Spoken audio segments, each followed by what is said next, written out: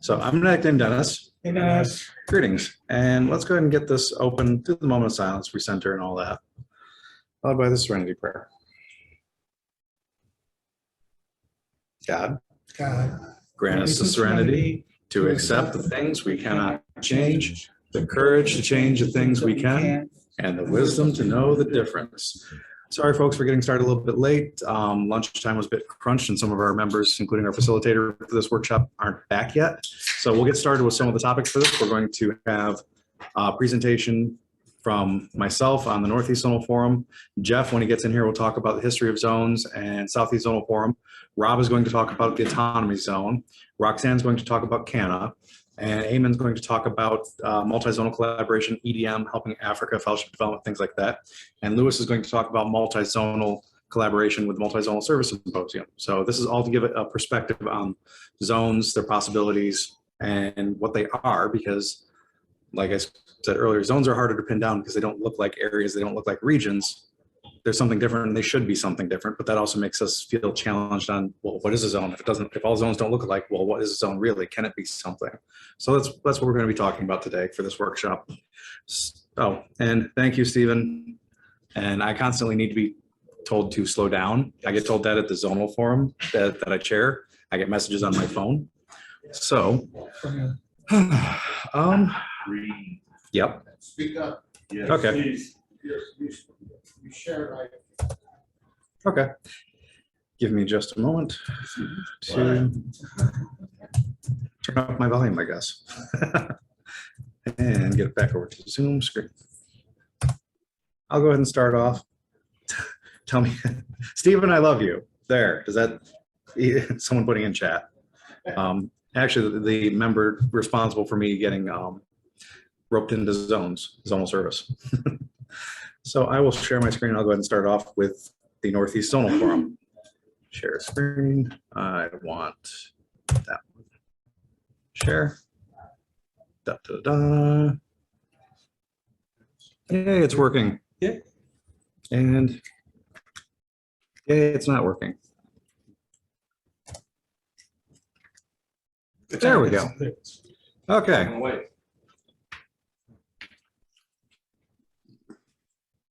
There, wait. Yep. All good. So I prefer to be able to see it from here rather than sit from behind. Huh? Okay. So, Agnes does chair the Northeast Zonal Forum. I will be talking about the NEZF for a few minutes. First up, as I shared earlier, I like starting with the vision because it brings it back to the message, which is what everything we do is in support of. My two favorite pieces of this: all of the efforts of Narcotics Anonymous are inspired by our primary purpose of our groups. Upon this common ground, we stand committed. And our vision is that one day, every addict has the choice to experience our message in his or her language and culture and find the opportunity for a new way of life. And Jeff, you go right after me. We're going to kick this off. Hi, Jeff. Hi, Jeff. But especially, like I shared earlier, at this zonal level, we're not trying to duplicate what areas do. We're not trying to duplicate what regions do. We're trying to give, just like we go through all that effort to make sure if someone calls our helpline, they find help. They don't have to know that they're in the spiritually fit area of Narcotics Anonymous. They just have to know I need help. Why don't we do the same efforts in service to make it, if a service body wants help, all they gotta do is know I want help, and I can reach out and touch a resource. So to me, that's a lot of what zones end up being. And we need to always remember everything at every level. It's all about our message and our vision. So I like starting off that way. So who is the Northeast Zonal Forum? We are 11 regions, and it's an interesting configuration there. We are 7 trusted servants: chair, vice chair, secretary, treasurer, web servant, fellowship development chair, public relations chair. 2 committees that meet monthly: public relations, fellowship development. 4 work groups that came out of our strategic plan last year: guidelines, communication, online presence, and zonal participation. All of these are completely open participation. You don't have to be an NEZF member to be a member on these groups and contributing and participating. Also, our fellowship development public relations committees have been given authority by the zone, because that's the zonal body, to do services outside of our boundaries if we have the resources to do so. So we don't just go, well, you're not an NEZF member, area, or region, we can't help you. It's, we have the resources. Is it going to stop us from doing something we're currently doing or we can do? No. Let's do it. And where we came from. So the NEZF, and Jeff will touch on history of zones more, born out of an idea that was nurtured from the first East Coast Convention in 1980. During the 80s, several regions got together to discuss what NA is like in other parts of the country. A little later, in 92, some learned that other parts of NA had been meeting as forms or zones. Several RSRs, regional delegates, from the Northeast discussed starting an NEZF, or Northeast Zone Forum, and a small meeting was held. So here's the purpose that we have that's in our guidelines. Originally, as a clearinghouse for the discussion of common problems and their solutions, we complement the existing structure of NA by addressing our own specific needs through unity, cooperation, and communication. Like pretty much all the US zones, we started off being discussion body first. Some of the non-US zones formed to answer needs for services. We formed to answer needs for discussion and resource sharing initially. This part was later added. We identify our member regions' common needs and work with member regions and their respective subcommittees to plan and facilitate multi-regional service efforts that address those needs. That was later added because we spent years just trying to do something, and I'll talk about that in a moment. But we wanted to actually do something, provide services in the zone. But anytime we started to say, let's do this, well, I'm going to keep it. Zone can't be a service body. No, zones are not part of the service structure. No, zone can't do this. The zone can't do that. But we wanted to do something. We just struggled with doing it. So before 2017, and there's a reason I say pre-2017 and post-2017, we were discussion only. We were consensus-based decision making. We still are, but our previous version was very loose, nothing formal about it. If we had 2/3, then we just asked the ones that weren't team live with it. You good? Got questions? All right, going on. We were just very loose about it. We tried more than once to do committees. My first time at the NEZF was in 2012, and there was an active proposal at that time to create a PR subcommittee that fell off the table and failed. There just wasn't enough traction. We tried more than once to create treasurer proposal. Adam actually at one point, when he was going through the history in our minutes, found in the 2000s we tried creating a treasurer. We didn't create a treasurer until 2019. So we tried doing this stuff, but kept failing. We had very basic guidelines. They're still very basic, and that's why there's a guidelines committee. Zone-wide workshops for issue discussion topics, things like that. But like I said, we kept having proposals and ideas come forth to do something. And it was just always that energy. We got to do something. We got to do something. But while we did a few some things, most ideas fell flat. We just really struggled. Every zone I went to before 2017, there was always, why are we showing up? My region doesn't see value in this. Well, my region does. Well, my region doesn't see value in this. Why are we here? Well, we kept trying to do something. And then from 2017 to now, all this happened. We switched to bi-monthly meetings. We meet twice a year physically and every 2 months virtually. We started doing hybrid unofficially a year or two before the pandemic. We have a treasurer and bank account. We formed first an ad hoc PR committee and then a formal PR committee. We formed an ad hoc fellowship development committee, then we turned that into a formal standing committee. We have done 2 strategic planning cycles now. We really found that strategic planning helped all that energy to do something, focus it down into something to do the right thing that we wanted to try to prioritize where we wanted to put this energy. The first strategic plan actually resulted in our fellowship development committee. Our second strategic plan has the project work groups, zonal participation, communications, online presence, and guidelines. 3 out of 4 of those are all about connecting our members to the resources of the zone. The 4th one is about, with all these changes in just 4 or 5 years, our guidelines do not match what we do. And we have some members that are uncomfortable with that. We need to just rebuild our foundation. So one of the zonal participation created this. It's an IP. It's out for approval late this month. We based it on Canna, actually. We saw Canna had a great IP and liked the idea of, you know what, when an RCM gets asked the area, what is a zone? They need to be able to easily say, here, check this out. Here's some information. So front, very simple. What is the NEZF? Back end, communication, how to touch base with us, brief version of our history, and then who we are, our admin team, and what we do. We are open participation, consensus-based decision-making, which now we actually use the same CBDM process as conference, which also my area adopted, which we just found it works very well. strategic planning, in the guidelines work group, strategic planning is one of the requirements. It is something we said, we want this in there as an ongoing thing, not just by nature of someone making the proposal. So workshops and training, Fellowship Development Committee meets monthly, just met this last week. It's the second Tuesday of the month, 8 p.m. Public Relations Committee meets monthly, third Tuesday, 9 p.m. Check them out. And for the highlighting, just zooming in on what we do. I'm using the same PowerPoint that I used a couple weeks ago. So. And the other part is zonal participation created. This is the front part of what's going to be 4x6 postcard. And while the other IP was for information, very simple information of here's what a zone is, we also want to make sure that members are encouraged to actually utilize the resources. Go, I need help, this thing can help me, not I need help, and oh, who the hell can help me? I'll just keep looking. Just, and also to get excited about participating in this thing. Like those of us that serve the zone tend to get excited about this stuff. So let's help share some of the excitement. So very simple, to get into the zone, we had the newsletter briefly, that was what it got called. So we sold this for the card. And on the back side, request service, give service, mentor, learn. Public relations, very simple, high level stuff what we do. Fellowship development, very simple high level stuff we do. We have a service request form on our FD website. Someone can go there, not know anything more than, I was told this is a resource for me to help me. fd.nezf.org. Go there, fill out a service request. And the FD committee gets it, and we'll try to connect you with resources that's going to help solve that problem. Simple. Yeah, it's a resource. And then also mentor, learn on our service requests. Like one of our requests, area requested help with creating a website. One of the members in their area had turned to creating a website, and the region couldn't help them. We have members in our volunteer pool at the zone that know how to make a website. So we connect the dots, and then at the same time, we have members within our committee and within our pool that want to learn how to make a website because they're interested. So say, hey, we have this request. Let follow along with that. Chat out, ask questions, go ahead. We help mentor, teach. All we ask is to show up with some willingness and some interest. Questions, I'll show up with torches and pitchforks. Questions, at least there's interest. We just show up and we will help connect the dots the rest of the way.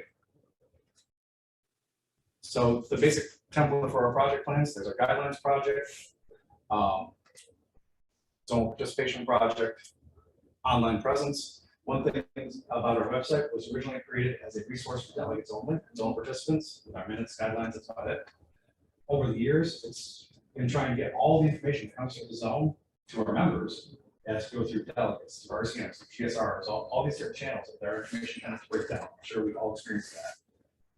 So our website now needs to be a resource for members, not just delegates. So we're working on rebuilding our website. We're starting to get hits from professionals from the public seeing our website. Okay. So we're trying to be a resource for more than just our participants. We're trying to be a resource for everyone within the zone.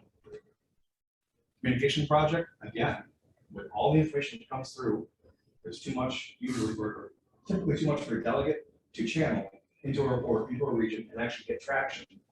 Right.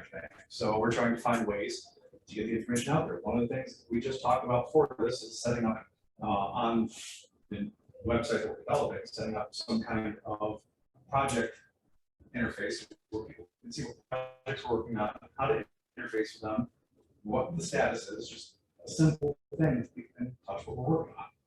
Just how to get the information to our members. And then moving forward, 4 active project work groups, 2 active subcommittees, and a variety of multi-zonal discussions and collaborations. We're busy, active, and our future looks pretty bright at the end of that. So we always try to serve our message better so they don't have to government die. And that's form in a nutshell. Jeff is up next to actually. Eamon had requested could he go next because he's got to work tomorrow. And it's really late. Absolutely. I will stop screen share and step out of the way.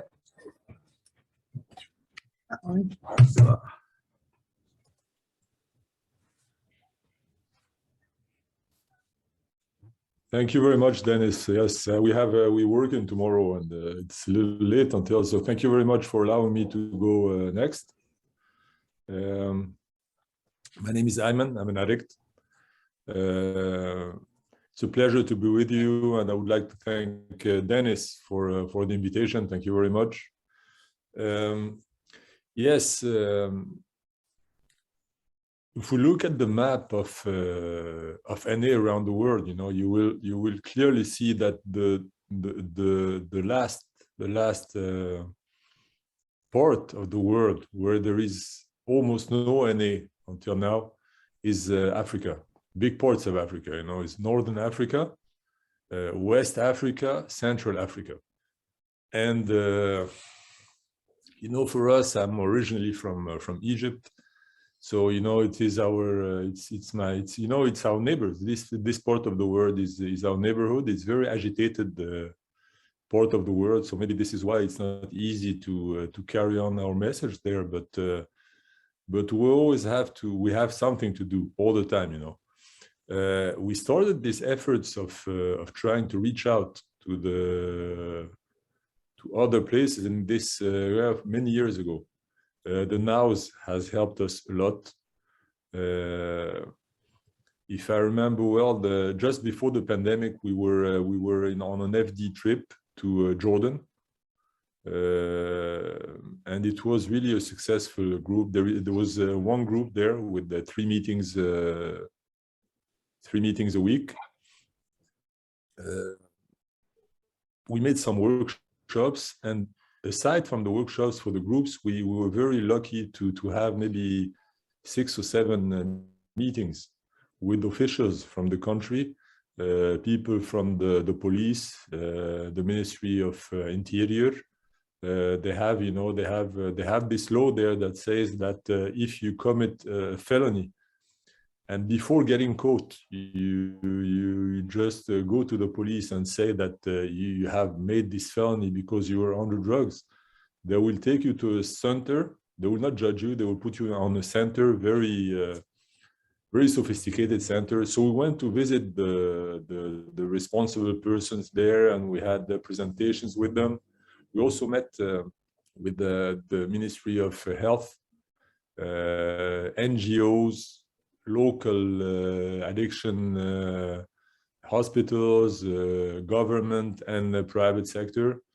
So it was a really successful trip. But unfortunately, right after we came back, this pandemic came. So we were invited for some things that happened there, and then, you know, we could not travel because of what happened. But we keep our lines of communication open with these guys. Ever since this trip, I was elected as the vice chairperson of the Fellowship Development Committee of the EDM. And of course, when I got this position, I bring all my background with me, you know. So one of the things also, because the Africa is also, you know, right to the south of the EDM zone. So, you know, we brought up these ideas, and people are very eager to do something about it, you know, because so close to us and at the same time so far. So we've been building lines of communication with these guys for the last 2-3 years. We have succeeded in starting a meeting in Tunisia.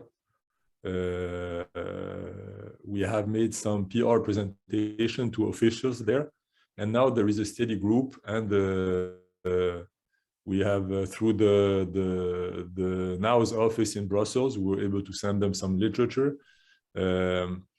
We were able also to offer them sponsorship, online meeting. We have a weekly online meeting, and there is one weekly face-to-face meeting there, and one unofficial meeting in the capital, Tunisia. There are many countries, you know. Now our next step, you know, we have the next EDM meeting. It's next weekend.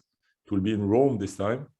And we have a plan also, because we made a survey. We passed it in our last summer EDM, and most of the delegates were very passionate about the idea, you know, of doing something in this country. So we go on with a proposal to the delegates, and maybe we will start with Morocco and Tunisia, as a first step. We also are we're trying to make contacts with the African Zonal Forum, because I'm sure they can help us, they can give us contacts, they can give us ideas. But the problem in this part of the world is that most of the part of Africa where there is no NA is French speaking. It's what they call the ANF. ANF, it's Afrique Noire Francophone, which is Black Africa, Francophone Africa. So there is this language barrier, you know, between the existing African zonal, because most of them speak English, and this other part speaks French. And also we have the northern part of Africa is Arabic, French also, because it's countries such as Libya, countries such as Tunisia, Algeria, all these countries. So Arabic, French is the main language.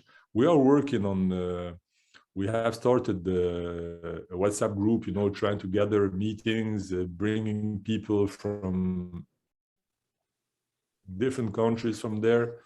We use a Zoom account, so we allow everybody to share during the meeting, share in its own language, and we arrange for translators. So you have no you're not obliged to speak in a certain language. You can even go with your own language. We thought that this could be helpful also for the people. And yes, we hope there is many things to do. There is also this part of the world. It's called Iraq, Syria. Very difficult. We're trying to do things in Yemen, even though that there is a terrible war there happening at the time. We've had some success in a country like Sudan, for example. Now, maybe a few months back, we had the fellowship there had their second convention. Now they have 3 groups with 8 meetings a week. Number of members is increasing. This was also with the support of the NOWS. We invited some of these people to come attend the NOWS Middle East workshops that we had 5 times over 10 years. So yes, it's a global effort, and there is no boundaries for carrying our message.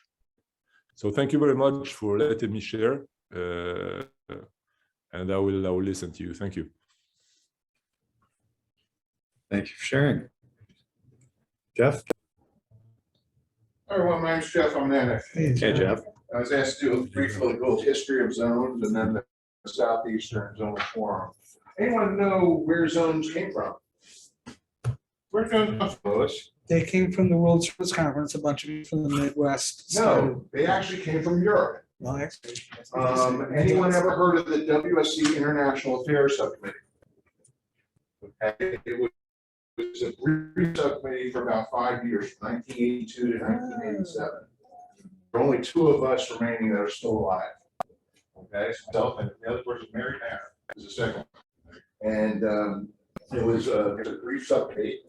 And they elected this guy named Roger Teague from New York City, who was the first chair of that.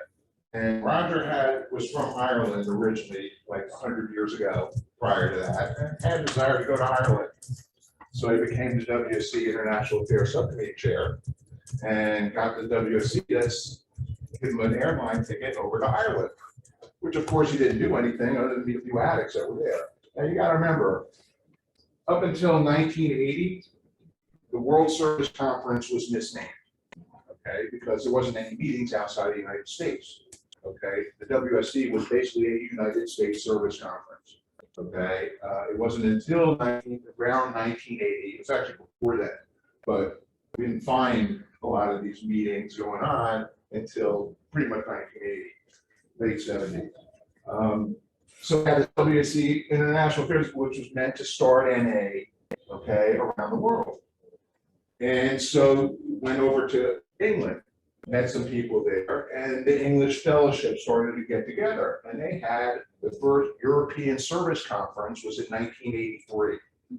Okay, and that's the origins of the EDM. Okay, that would then become the EDM. Everyone in the United States started looking at that saying, hey, it's pretty cool. Let's start creating zones here in the United States. But it all became organically. Okay, people like in the South were talking about it, so they formed a zone Southeast and West, forming Midwest and West. It was just formed like there was no guidelines for it. There wouldn't be anything in a guide to world service or guide to local service about zones for almost 20 years after the creation of zones. So you could go, you know, if you're a home group member saying, what the hell's a zone? You could go through every service manual there is, there wasn't anything about it.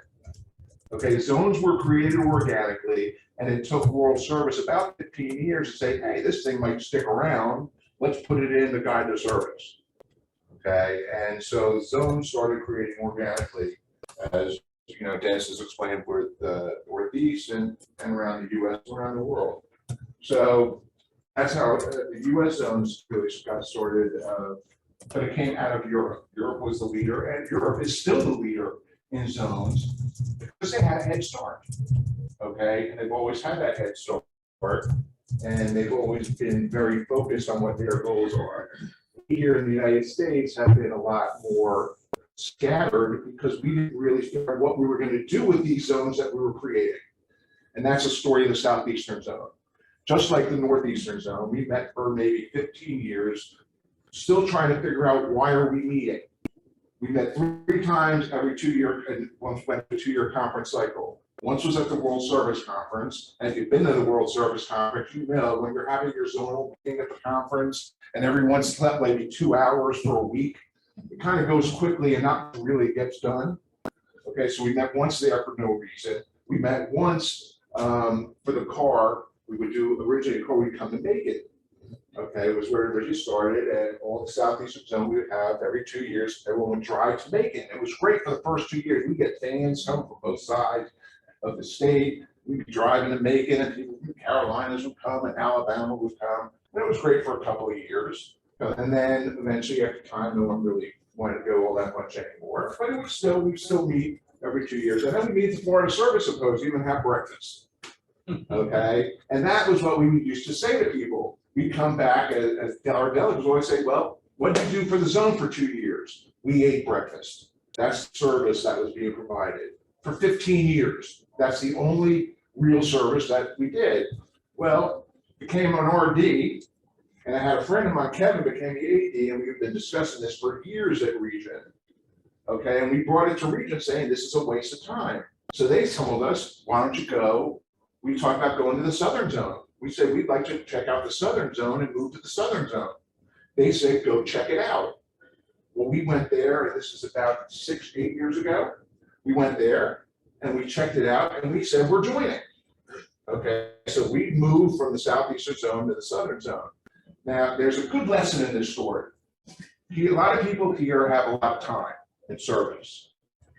And after a period of time, we tend to think at times that we know better. Okay, and you know, if the groups could only listen to us, Yes, they would see our point of view. Okay, now this is a lesson in why that is false. Because we went and said, you know, we're joining the Southern Zone, and we went back to our region, and they said, oops, not so fast. We didn't tell you to join, we told you to check it out. Yeah. Okay. And we don't want you to go into the Southern Zone. We want you to make the Southeastern Zone work first. If you try to make the Southeastern Zone work and it doesn't work, then we'll talk about going to the Southern Zone. But you see if you can make it work first. And they were a hell of a lot smarter than we were. Okay, because that's exactly what we did. We tried to make the Southeastern Zone work. And we went about changing the guidelines and everything about what we were doing. We went from Robert's rules to consensus-based decision-making. We created actual, we call them, because we were Robert's rules very dominant in our region, except for the Florida region and Georgia.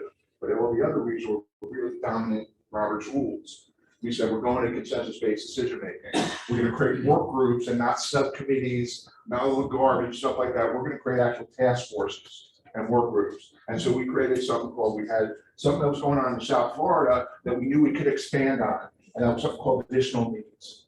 Okay, I'll get to more on that later. So we created an additional needs work group, we created an H&I work group, and most importantly, we created a PR work group that really got its shit together and got our shit together.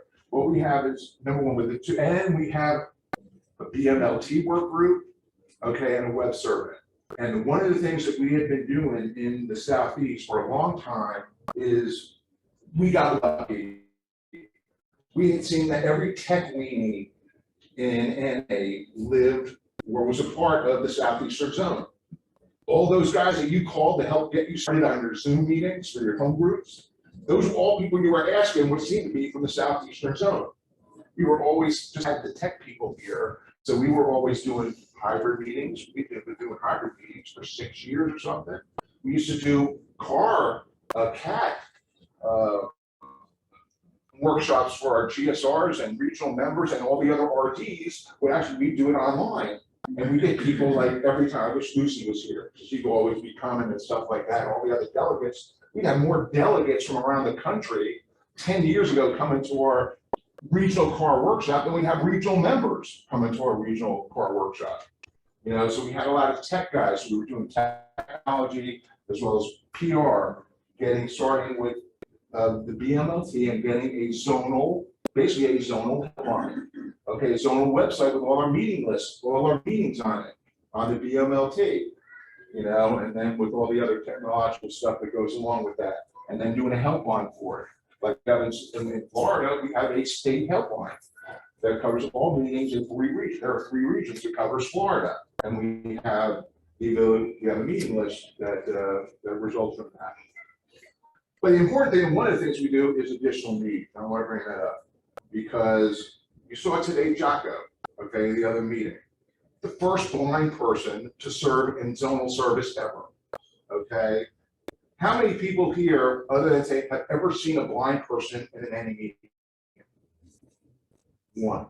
I've been around 40 years, and Jocko is the second blind person I've ever met, okay? We can do better in reaching out to people. You think there are no blind addicts, no deaf addicts, no people with physical handicaps? Okay, who are addicts?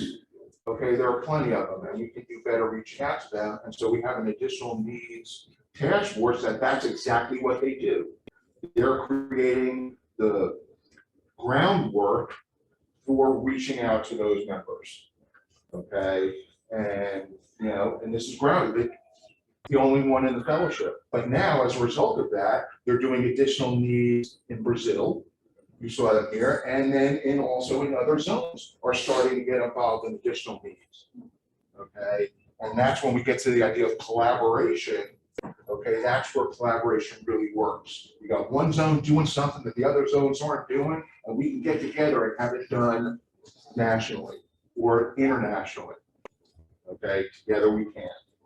All right, so as far as the Southeastern Zone goes now, I think we lead in the United States, especially as far as service. We actually perform service regularly, okay? And I believe that we are a benefit to the addict who still suffers. So a lot of people who are here and maybe listening in that might have an idea that zones don't really do anything that really help the addict who still suffers. They're so far removed that it has very little direct impact. The answer to that is no. We have a direct impact on the addict who still suffers by creating a helpline that people can reach and find meetings anywhere, hopefully in the United States one day. We can do something like that. You know, we can collaborate to carry the message, you know, to addicts who've never heard the message before as well. So zones are of value to the addict who still suffers, and will continue to as the zone starts to grow. Thank you.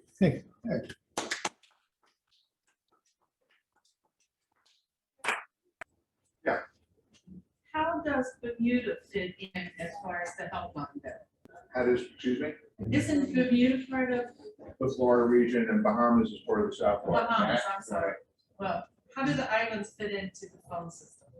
We have actually, South Florida has always paid for Bermuda to have a separate, or for Bahamas to have a separate helpline. I'd have to ask Ramon, but I do know that GAP does allow international. So if they chose to be a part of that helpline, they could provide them a telephone number and connect them through the same system. They can, I don't know if they do. Bahamas, we have a separate helpline. Because there hasn't been a whole lot of communication with them since COVID. We just kept paying for the separate one that they have. And YAP really kind of came into a thing in our zone really during COVID. So I don't know about the Bahamas, but I know that Bermuda we have not moved over, or backwards. I don't know about Bermuda, but Bahamas we haven't moved over. Okay. We'll find them all. I do not. All right. I guess I'm continuing with facilitation. All right. Thank you, Jeff. As my screen wants to die on here. Rob, you want to go up next for Autonomy Zone? Rob still on? Was just a second ago. He's here. He's muted. Hey, can I pass over to Roxanne? I'm gonna take this phone call and I'll follow up Roxanne. Okay, Roxanne, you're up. Great, thank you, Rob. I was really looking forward to being last. My name is Roxanne. I'm a recovering addict. I am the newly appointed chair for the CANA-ACNA body. That is the Canadian Assembly of Narcotics Anonymous, and ACNA is the French acronym for the body. So I'm really grateful that I was asked to help out here today. And hi, nice to see you all. Thank you for being here and participating. So I'm not as tech savvy as the other people that went before me, so you might have to suffer through me clicking onto the various slides that I want to show. I'm not going to show the whole PowerPoint. I'm just kind of going to go through it manually. So CANA. How did we come about? A little bit of history. In the spring of 1989, at one of the World Service conferences, one of the executive directors of the World Service Office suggested that the Canadian members meet and discuss a possible formation of a national service body. So we actually, the first meeting we had was in July of 1989. So we are going to be 33 years in the making this July, which is pretty incredible. We are coming up to our 30th national convention, which will be held in the first weekend in September in St. John's, Newfoundland. And we hope this year that it will be in person. We are striving to have it in person this year. So we are made up, I can actually now just kind of share. Now I cannot see most of you. So can you see that screen there? Good enough? Yep. All good. All good? Okay. So we are made up of, and I'm going to try to look at you, but I have another monitor over here. So we're 10 provinces, 3 territories, 5 regions. Actually, since this slideshow was made, we now actually have 65 areas. There's been a new area formed. And we have 1,318 meetings. So as you know, meetings sometimes are fluid. Sometimes they stay and sometimes they fold. So at this point, today we have 1,318 meetings a week in Canada. And this kind of just shows you where we are as far as what provinces we have. Yeah, so I wanted to show you that. Now our CANA-ACNA, our vision statement is that we will improve recognition and develop relationships. That's professional government agencies and potential members. Identify, coordinate, and assess resources, both human and financial, build relationships with member communities and foster unity, build, develop, and support NA in remote communities. This is a screenshot of how much fun we had doing our virtual CANA-ACNA annual face-to-face meeting.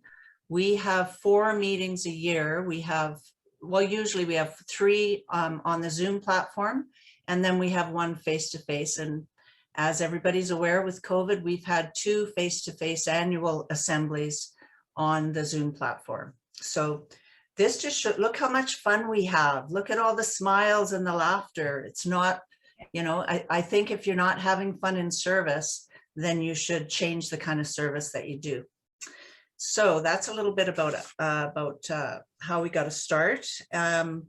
So we are a project-driven body, and we do our projects through work groups, which are derived from Our environmental scan, every year we send out an environmental scan to the Canadian Fellowship. We serve the regions. We are a body that serves the regions. So we have 5 regions, and the admin body, which is made up of the chair, vice chair, secretary, treasurer, NCRC, which stands for National Convention Resource Chair, and Fellowship Development West, Fellowship Development Central, and Fellowship Development East. That is the entire admin body. So we serve the regions. So we send out an environmental scan every year, and we filter that through the regions to the areas, hopefully the areas to the members, however we can get that out there. And we gather all that information, we put it together, and then we do our strategic planning when we meet face to face, and we take all that input and feedback from that environmental scan, and we start putting it up on big Post-it notes and doing our strategic planning. And so we have a 5-day, so wherever our convention is annually, we will meet normally 5 days before the convention. So we'll meet Monday, Tuesday, Wednesday, Thursday, Friday, and then Friday the convention starts and ends on Sunday. So we do our scanning, usually takes us Tuesday, Wednesday, and Thursday. We put a lot of time and a lot of effort into our strategic planning, you know, because we want to, it's that lone voice that's in one of those scanning results that comes back that maybe some of us didn't think of, and it might be very important how we can help our membership, you know, carry the message of NA and help save some more lives. So I'm just going to change slides here. Bear with me as I scroll down here. So this kind of gives you a bird's eye view of how we do our strategic planning. We're always putting Post-it notes up on the wall, and we sit and we discuss things, again, that came out of the strategic plan. And here's another kind of so you see all the big Post-its, and we use stars and we use colors, and we go up and we strike things out, and we have people go. It's very, very, very interactive by the whole body. And we always ask people to come in and observe, whether you're, you know, from a US zone or Europe, or it doesn't really matter. We really just want to have everybody, as many as we can, involved in this process. So that's what we do when we meet in person. Our other meetings, when we do them quarterly, are normally a 1-day meeting. We kind of schedule it from 8 in the morning till maybe 4 or 5 in the afternoon. We currently, I'm just going to see if I can switch screens here. Can you see with the action plan? Can somebody yell out yes or no? Yes. Yes. Thank you, super. So from our strategic planning, we get our work groups, which we put into action plans. So this is our most recent action plan. So we actually have 9 current work groups. And then we also have routine services, and routine services they started out as work groups. So, you know, we heard the fellowship say they wanted a national phone line. We put a work group together, and after so much time, it was solidified. We got the right provider and we hooked it all up, and that became a routine service. Our website at one point, to have a bilingual website, that started out as a work group. That was what the fellowship wanted. And, you know, after time and processing and going through the motions, it also became something that was valid, and it became a routine service. So right now we have work groups on French TV, PSA, National Professional Development, follow up with contacts, what is Canna ACNA workshop we're developing.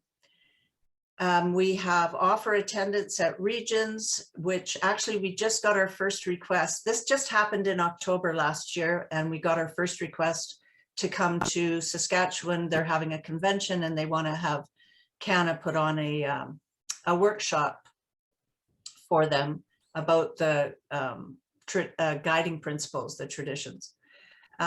We have translations IK, which is Inuktitut. And we have translations James Bay Cree, translations Blackfoot, and PR to Northern Treatment Centers. And then, like I said, we have 13 routine services, which the routine services are all tasked to the admin. So admin members, whether that's the treasurer or the FD team or the chair, whoever it is, we are tasked to these individual routine services to ensure that they continue to run smoothly, or we continue, like with a newsletter, that we continue to come up with information and send it out to our membership, that kind of thing. So that's oh yeah, we have email membership distribution list, keeping that up. We have our scanning, which I talked about already, annually, and attendance at professional events, which is our FD team. They go out, they usually connect with the PR team on the ground in whatever area the event's going to take place. And we get the PR team on the ground, or the, you know, with the fellowship development team, we get them to maybe host the event for us, man or woman the tables for us at these events. And so we work in collaboration with our member areas and our regions. This is our Canna Acta pamphlet. I think Dennis spoke about kind of seeing it before and taking it and making one of your own. So this is the front page, talks about the Canadian Convention, which is a national annual convention that we put on, how to get in touch with us, what the Canadian Assembly is, and how we're inspired by the purpose of the groups we serve, and carry the NA message throughout Canada in every language from coast to coast to coast. And on the back side, it speaks to who we are, what we do, and our vision. And we send this out, whether it's in a PDF format for people to use virtually or for them to print. And we also have printed and sent it out and distributed it through the regions. So that's that. And then I just have a few more slides that I wanted to kind of touch base on. We also use consensus-based decision making. And I've been at this body, I'm in year number 9, I think. I did treasurer for 4 years. I was the vice chair for 4 years, and now I'm starting the chair. We do two terms of 2 years. And so we've been doing consensus-based and strategic planning since I stepped foot into the body. So I'm not sure how long before me. I'm sure it was Robert's Rules at one point.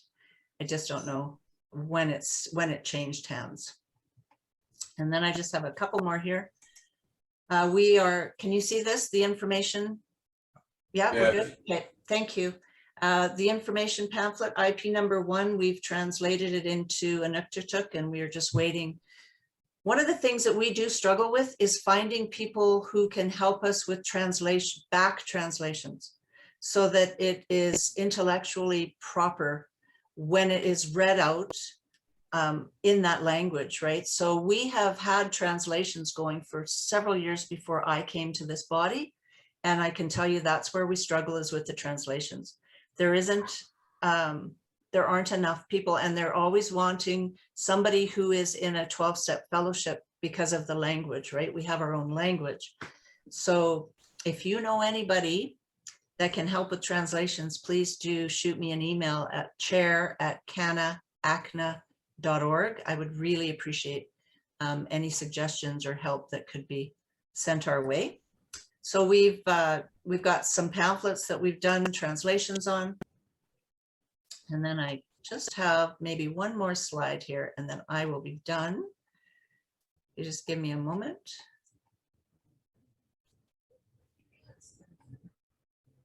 Uh, 54. Here we go. So we also, like I said, we have other translations now that we're working on. And we have national professional development, where we are dealing with Corrections Canada, Overdose Awareness Group, Health Canada, Indigenous and Northern Affairs, Child Protective Services, Safe Injection Sites, Canadian Society of Addiction Medicine, and members of Parliament. And that list actually expanded in October as well, which came out of the scan. They want us to approach more bodies. So a lot of this is work in progress. We have come up against human resource shortages. We do welcome people. You don't have to be on the Canna-Acna body to be on a work group. We welcome people who are not on the work group to help us out and to get involved and to be of service. And it's just a matter of communication and getting that out getting that communication flow to the regions, to the areas, right down to the home groups. So I think that's all I have. That's what CANA ACNA is. That's what CANA does. And I'm very grateful for the opportunity to be asked to share more about the Canadian Assembly of Narcotics Anonymous. And thank you to all the people who are doing service today. And thank you for listening. Thank you, Roxanne. Thank you. All right, we're going to hear from Rob on the Autonomy Zone and then Lewis on the Multi-Zonal Service Symposium, that collaboration effort. And I don't think we're really going to have time for questions, but we're here all day, so grill us. Rob, you're up. Is he on the phone again? Rob, Unmute yourself, Rob. I didn't have the ability to unmute myself. I am an addict. My name is Rob. Hey, Rob. I'm the facilitator for the Autonomy Zonal Forum. And I got to be honest, either I wasn't reading my emails and knew I had to do this presentation, or just happened to drop in and you said, Rob, you're it. So anyways, that's how it works sometimes, right? So thank you everyone who's doing the service in the Southeast Zonal Forum to organize and prioritize and schedule and make this a happening, an event. It's always good to get warm bodies or warm LED tubes together and share information. And you know, after listening to all the other presentations, Autonomy Zone, we are like infants to the other zones. But I'll just give you a little, I won't take too much time up. Autonomy Zone has been around since I think 1992. All the way from 1992 up until about 3 years ago, it's been more of a information exchange between neighboring regions in the basically Pennsylvania, New Jersey, Maryland, Virginia kind of area. Right now, we are down to just 4 regions. We had one region who went disbanded. The Eastern Pennsylvania region is now disbanded. So we meet twice a year as a regular, like we have a 2-day weekend. We just had our last 2-day weekend. It was a few weeks ago, the last weekend of January. And we have 2 of those a year, and they rotate between the regions. We have just as little as, I think it's like 2.5, 3 years ago, we elected our first trusted servants. So up until about 2020 or 2019, it was just the RDs that were meeting, and you know, one of the RDs would facilitate the meeting and just move around. About 3 years ago, they decided they needed to have a facilitator. They wrote the guidelines and voted in the first facilitator, secretary, and then we followed up with the treasurer. So we have 3 trusted servants positions. We do consensus-based decision making. And we just voted at our January meeting for the first time that we have a standing service work group. So up until that time, we've had a lot of task teams and work groups. We have a lot of members who are been traversing the different zones, like the Southeast Zone, Northeast Zones. We've had people in the Autonomy Zone that have been on committees and task teams in the Northeast. Northeast was very accommodating. They opened up the doors for all the Autonomy Zonal Forum members to be treated as equals, and there are committees up there, so a lot of us took advantage of that.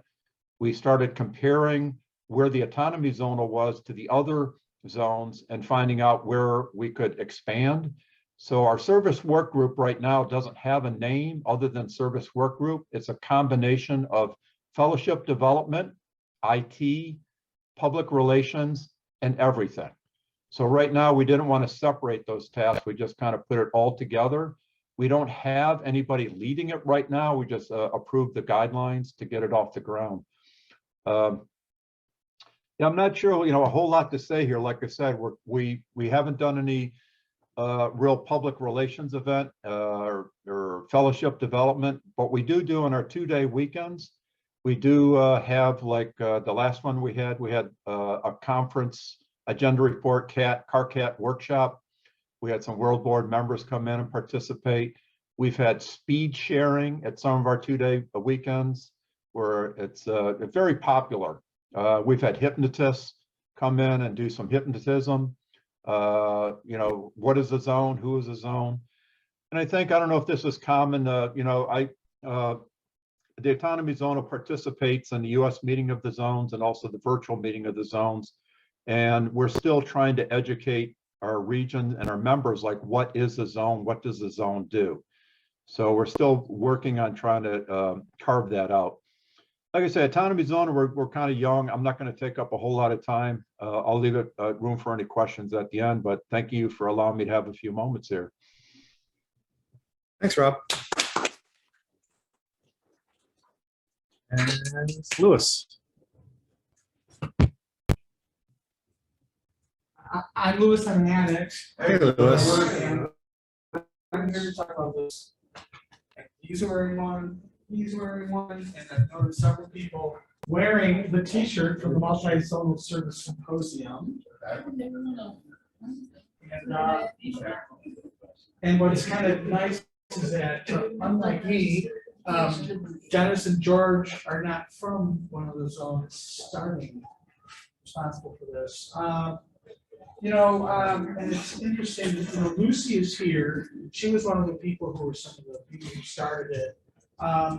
They just started talking about doing it when I actually came back to become RD in my region. And as a skeptic that I always am, as many of you know, I opposed it. I thought it was a bad idea. And what happened is a bunch of, you know, the three central zonal forums in the United States, Southern Plain States and Midwest Zonal Forum, decided to put on this multi-zonal service symposium event. By that time, there hadn't been many workshops in a while, and it really started. Although it was a zonal event, the first thing they did is they asked the regions if the regions wanted it. So that's what they did. They asked the region. I was new to the region at that time. I mean, I was coming back to the region after an absence, and we decided to go for it. And I really wasn't convinced about it until I went to the first one in St. Louis, and it was amazing. It was absolutely amazing. And the next one was in, let's say, St. Louis one was at 14, I think. Then 16, we went to Milwaukee. I was on the program for that one. And then the next one was in Omaha in 18. I was on the program for that one. Something happened in 2020 that required us to postpone it a year, which we did. So we had it in San Antonio. I was the program chair for that one. And you know, even though we did it during the pandemic, I did. And our attendance this last summer was half of what it usually was, but we still did pretty good. And it's really just a marvelous way to bring service and education to communities and to local fellowship. Our next one's going to be in Detroit in 2023. Now, making sure we do it after the conference, whenever it is. Chicago didn't win the bid. I know, I'm devastated. It's going to be in Detroit. So it's going to be in Detroit. So they got a really good bid. So even the person who made the Chicagoland bid said, you know, they're better. Let's go there. And so it's going to be in Detroit in 2023. One thing that happened from it, and ever since, you know, they first asked the region, it's really been in the hands of the zonal forums. And does anybody remember a platform, sort of an app called Skype? Does anybody remember Skype? Anybody remember Skype? Yeah. Well, one of the surprising things that we discovered is we started on Skype, and we were able to plan this big event without everybody sitting in the room together at the same time. Right? So we were doing this long before the pandemic. We did move on to Zoom, and so you know, those of us who were involved with it had no problem switching to Zoom because of the pandemic, because we had already done something substantive using it. You know, it was really gratifying to see the successful event coming on can actually see people who are on the committee with you without ever having seen them in the same room during the planning process, other than the TV screens. One spin-off of this is something that happened in my zone, the Midwest Zone Forum. We're kind of like the Autonomy Zone and a few others that we don't really spend a lot of time talking. And according to the originals, when we started Midwest Zone, we were the first, but I just found out differently. 1987, they started out in at the World Service Conference, the regions that became the Midwest Zone Forum got together. Right now, there's 9 of them, I think. Minnesota, Wisconsin, Chicagoland, Greater Illinois, Indiana, Michigan, Metro Detroit, Ohio, Buckeye, and now Tri-State is now part of it. It's 10. Tri-State is now part of our zonal forum. And we've been consensus-based decision-making for a long time, treating our Midwest Zonal Forum. We're 100% consensus, and yet very few things ever get vetoed, although I did veto once. Planned on having the zonal forum at my favorite convention. I said, I'm going to be kayaking. I'm not going to be talking to the zonal forum. So what we've been doing at the zonal forum, something we've done is with the MZSS and inspiration. We started one within our zones, a service symposium, and rather than focusing mainly on region, zone, and non-stuff, we focused on group and area workshops. And so it was really wonderful. So that I was programming chair for this one and before. We used the opportunity to actually reach out to members, in the different regions in our zones who had never participated in one of these before. And we gave them topics that they could talk about, like area events during the pandemic, group area outreach, right?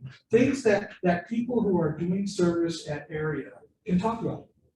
And so we did a whole bunch of topics like that, and it was very gratifying in Detroit, where we had the first one was in Racine in 2019. We had it in Detroit a few months ago, and although we were less than half, we made money at 2. And it was so gratifying to see a lot of areas sending representatives to the event. So one area in central Wisconsin sent 8 people. Chicago, 4 of our regions sent people there. People from Ohio. It was so wonderful to see a whole new bunch of people, get involved and learn something about services. So this next one, we haven't decided if we're going to have it yet. Probably be in 2024. It's a long way away. I'm sure I'm forgetting something valuable. When I wake up at 2 a.m. and remember, I'll swing and get over. So there. Thank you. With that, we have about a minute and a half, so I think we can probably close up. Thank you for dealing with starting a little bit late. Also, I did forget one panelist that was on originally that had to drop. I forgot we had added someone from the Southern Zonal Forum, so she had to log off because she didn't hear her name. So I have to apologize for missing that panelist. But yeah, do you guys feel like you have a better perspective on zones? Did the workshop accomplish what we set out in giving a better perspective on the possibilities of zones and what zones are currently doing, not just in the US, but around the world, and that they aren't all cookie cutter, but they all do serve the same thing? We good? All right, let's take a 15-minute break and come back here, and Sherry's going to facilitate a workshop on the possibility of an Eastern States Zonal Forum. Yes. Thank you, guys. Good night. Rock on. Thank you. Love you guys. So, hey, Craig and Sherry, Elwood, we know speak for us.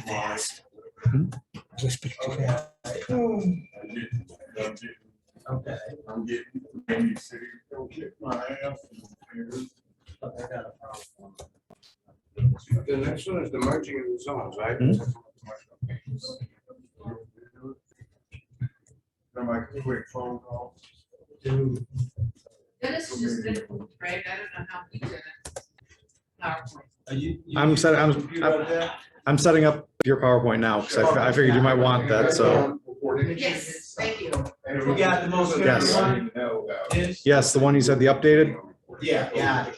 You made it. So let's make sure. Yeah. it is- This right? It's audio, it's separate file.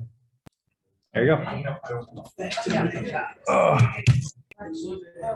And-